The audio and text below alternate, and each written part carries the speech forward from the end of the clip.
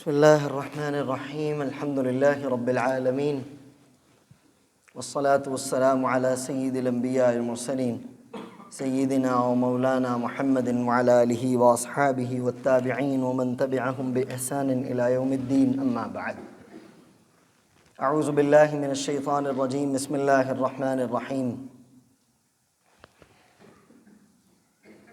يا أيها الذين آمنوا إن جاءكم فاسق بنبأ فتبينوا أن تصيبوا قوما بجهالة فتصبحوا على ما فعلتم نادمين. صدق الله العظيم.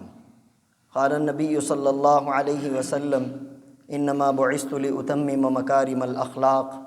قال النبي صلى الله عليه وسلم: من ستر مسلما ستر الله له يوم القيامة، أو كما قال عليه الصلاة والسلام.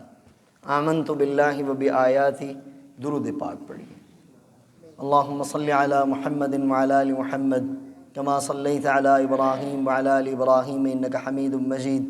اللہم بارک علی محمد وعلی آل محمد کما بارکت علی ابراہیم وعلی آل ابراہیم انک حمید مجید. میرے محترم بھائیو، دوستو اور بزرگوں، اللہ رب ذوالجلال کا بہت بڑا فضل کرم اور احسان ہے کہ اللہ رب ذوالجلال نے مجھے اور آپ کو اپنے پیارے حبیب حضرت محمد الرسول اللہ صلی اللہ علیہ وسلم کی امت میں پیدا فرما دیا. یہ اللہ تعالیٰ کا ہمارے اوپر اتنا بڑا احسان ہے کہ اس احسان کا بدل ہم کبھی نہیں ادا کر سکتے. اللہ تعالیٰ ہمیں اسی نسبت پر زندہ رکھے اور اسی نسبت پر اللہ تعالیٰ ہمیں موت عطا فرما دے کہ ہم امتی بن کے جئیں اور امتی بن کے ہم مر جائیں. آج جو جمعے کی گفتگو ہے وہ بہت اہم ہے. ہر گفتگو ہی الحمدللہ، ہر بات ہی اللہ کی طرف سے جو کی جاتی ہے وہ اہم ہی ہوتی ہے، لیکن آج ایک خاص چیز کی طرف توجہ دلانے کے لیے میں بات کرنا چاہوں گا. اللہ تعالیٰ مجھے حق سچ کہنے کی توفیق عطا فرمائے. دیکھیں، ہم جس نبی کے امتی ہیں نا، وہ بہت با اخلاق ہیں، بلکہ وہ اخلاق کے ماوا و منبع و ملجا ہیں. اگر میں یہ کہوں تو غلط نہیں ہوگا کہ ہم اس نبی کے امتی ہیں جس کے ہر عمل سے، ہر قول سے اخلاق ٹپکتا ہے. ان کے روئیں سے اخلاق نکلتے ہیں، ان کے لفظ سے اخلاق نکلتے ہیں، ان کی ایک ایک حرکات و سکنات سے اخلاق ٹپکتے ہیں. ہم اس نبی کے امتی ہیں، اور انسان کا تعلق جس طرح کے بندے کے ساتھ ہو نا، اس کو چاہیے کہ وہ اس طرح کا ہو. یا تو اپنا تعلق ان کے ساتھ نہ گنوائے کہ جی میرا فلاں کے ساتھ تعلق ہے. میں اپنے آپ کو سمجھانے کے لیے ایک بات یہ کہتا ہوتا ہوں، خود سے بھی آپ کو بھی کہہ دیتا ہوں کہ اگر میری حرکتیں اور میرا قول اور میرا عمل اگر ایسا ہو اور میں ساتھ یعنی اور طرح کا ہو، اور میں ساتھ میں کہوں یہ کہ میں فلاں کا بیٹا ہوں یا میں فلاں کا متعلق ہوں، میں فلاں کا یہ ہوں، اور کام میرے اس کے بالکل مختلف ہوں، تو مجھے کیا کہا جائے گا؟ میرے جیسا بندہ مجھے یہ کہے گا شکل دیکھی ہے تم نے؟ سہیل بھائی، ہم حضرت محمد صلی اللہ علیہ وسلم کے امتی ہیں. اللہ کی قسم اس سے بڑی دنیا میں نعمت کوئی نہیں ہے. اور ہمارے نبی با اخلاق تھے، اتنے با اخلاق ہیں، اتنے با اخلاق ہیں، اتنے با اخلاق ہیں کہ مشکات شریف کی روایت ہے کہ ایک مرتبہ کچھ یہود آپ کو سب و شتم کر رہے تھے، آپ کے بارے میں نازیباں جملے کہہ رہے تھے. صحابہ کرام تجمعین ان کو اٹھ کے مارنے لگے. آپ نے فرمایا کدھر چلے؟ کہ یا رسول اللہ وہ آپ کو کچھ کہہ رہے ہیں. فرمایا وہ تو کسی مصمم کو کہہ رہے ہیں، انا محمد صلی اللہ علیہ وسلم. تو پتہ نہیں کس کو کہہ رہے ہیں، میں تو محمد ہوں، تعریف کیا گیا ہوں، میری اللہ تعریف کرتے ہیں. اور جو بندہ لائق تعریف ہو، اس کی کوئی تعریف کرے یا نہ کرے، اس کا خود عمل اس کی تعریف ہوتا ہے.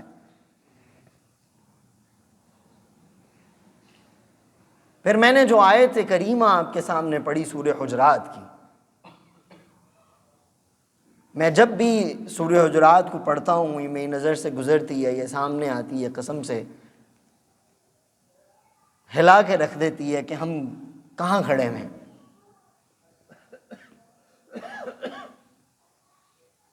آج کل ہمارے ہاں ایک بازار بدتمیزی گرم ہے، اور دنیا نا بھائی جان مکافات عمل بھی ہے، اور دنیا گول ہے۔ دنیا کیا ہے؟ گول ہے۔ تلک الایام نداولها بین الناس۔ آج ہر وہ شخص ایک دوسرے کے دست و گریباں ہے جو دینی حلقوں کو کہتے تھے کہ تم نے امت کو تقسیم کر دیا ہے۔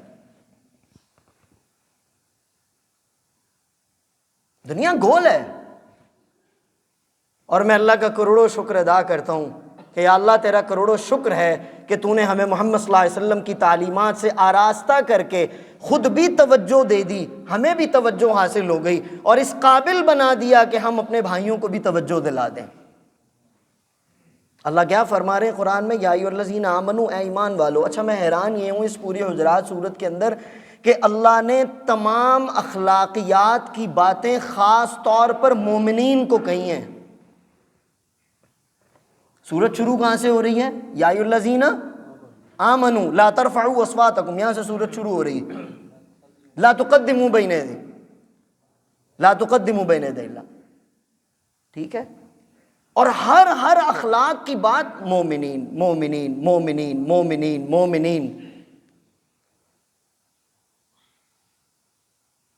حدیث کی روایات کے اندر یہ بات ملتی ہے کہ جب بھی نبی دو عالم صلی اللہ علیہ وسلم کے اوپر وحی نازل ہوتی یا ایھا الذین آمنوا، اور آپ علیہ السلام منبر اقدس پہ بیٹھ کے اس کو بیان فرماتے، تو ہر صحابی یہ سمجھتا تھا کہ اللہ نے مجھے کہا ہے۔ اللہ نے کسے کہا ہے بھائی؟ ہم بھی یہ تصور کریں کہ اللہ نے کسے کہا ہے؟ مجھے کہا ہے، ہمیں کہا ہے۔ کیا کہا ہے؟ فرمایا ان جاءکم فاسق بنبأ فتبینوا ان تصیبوا قوما بجہالۃ فتصبحوا علی ما فعلتم نادمین۔ اگر تمہارے پاس کوئی بندہ آئے، کوئی فاسق آدمی آئے، اور وہ آ کے تمہیں کسی کی کوئی خبر دے، تو اس خبر کو پھیلانے سے پہلے، اس خبر کو بیان کرنے سے پہلے، سنی سنائی بات پہ تبصرے کرنے سے پہلے کیا کر لیا کرو؟ اس کی تصدیق کرو، اس کی تحقیق کرو، اس پہ غور و فکر کرو۔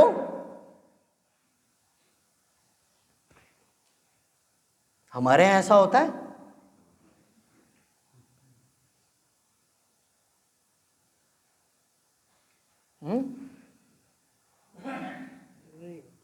ہمیں اگر کسی بندے کی کوئی بات پتہ چل جائے اور وہ بات ہمیں ہضم نہ ہو تو ہم بغلے بجاتے ہیں، واویلا کرتے ہیں، اور اس بات کے ساتھ 10-15 اور مسالے کے لیے ایڈ کر دیتے ہیں، لگا دیتے ہیں، ہوئے انجنی سی انج سی، جس کو ہم اپنی عام سی اسے کیا پھٹے چک پروگرام۔ ارے میرے بھائی کتنا بڑا ظلم ہو گیا، کتنا بڑا ظلم ہو گیا کہ تجھے تیرے ایک مسلمان بھائی کی بات کو پتہ چلا، تو نے اس پہ بجائے پردہ ڈالنے کے، مسالے لگا کے، بغیر کسی تحقیق کے اس کو بیان کرنا شروع کر دیا۔ ہزار اختلاف ہوں کسی کے ساتھ، ہزار کسی کے ساتھ کوئی بات ہو، لیکن محمد صلی اللہ علیہ وسلم کی بات عمومی ہے، تخصیص نہیں ہے۔ اور میں حیران ہوتا ہوں یہ حدیث پڑھ کے جو میں نے خطبے میں پڑھی، من ستر مسلمن، من ستر مؤمنن نہیں، من ستر۔ آپ حضرات فرق جانتے ہوں گے مسلمان اور مومن کا، مسلم اور مومن میں فرق ہوتا ہے۔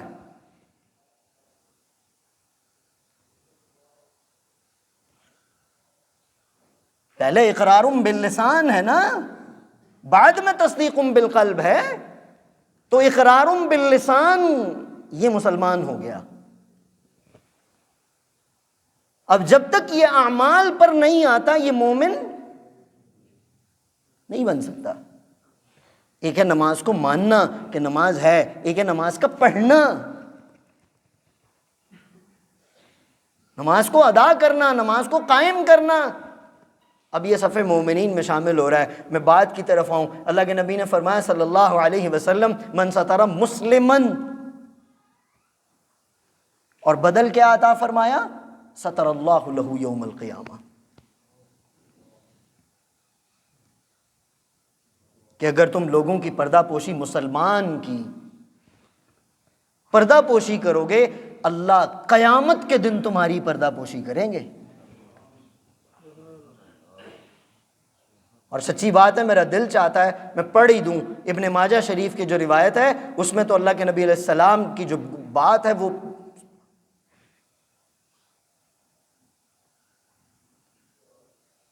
کیا فرمایا اس میں اللہ کے نبی علیہ السلام نے، کہ جو شخص کسی مسلمان کی پردہ پوشی کرتا ہے اللہ اس کی پردہ پوشی کریں گے، اور جو کسی مسلمان کی پردہ دری کرتا ہے اللہ قیامت کے دن اس کی پردہ دری کریں گے اور اس کو اس کے گھر بیٹھے ذلیل کر دیں گے۔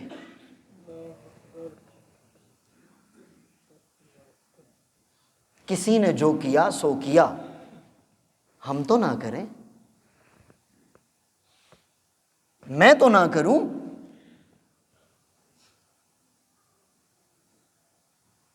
میں نے اپنی زندگی میں بہت سارے لوگ ایسے دیکھے، آپ نے بھی دیکھے ہوں گے، جو پردہ دری کے عمل کرتے ہیں نا، وقت دور نہیں ہوتا اللہ ان کی پردہ دریاں کروا دیتے ہیں۔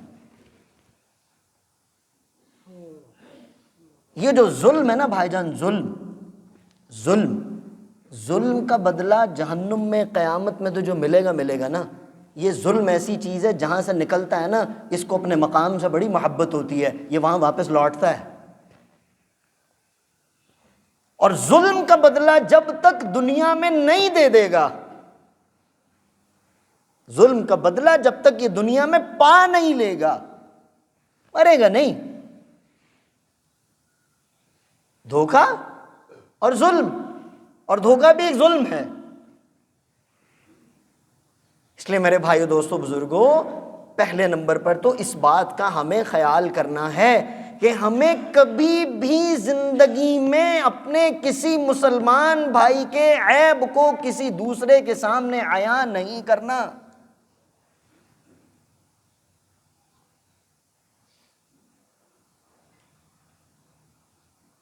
اور نمبر 2، اگر کوئی شخص مجھے آ کے کسی کے بارے میں بات کر رہا ہے تو پہلے نمبر پر اسے کہ بھائی صاحب وہ راستہ جا رہا ہے۔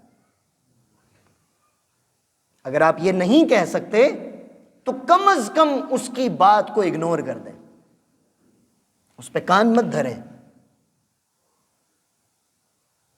یہ ہمارا انسانی تقاضا بھی ہے، اور سب سے بڑھ کر یہ ہمارا ایمانی تقاضا ہے، جو تقاضا اللہ ہم سے کر رہے ہیں، جس سے اللہ ہمیں روک رہے ہیں، جس سے اللہ کا حبیب ہمیں روک رہا ہے، اور جس سے اللہ اور اس کا حبیب روک رہا ہے، اس بات کے اندر نفع ہے یا نقصان ہے؟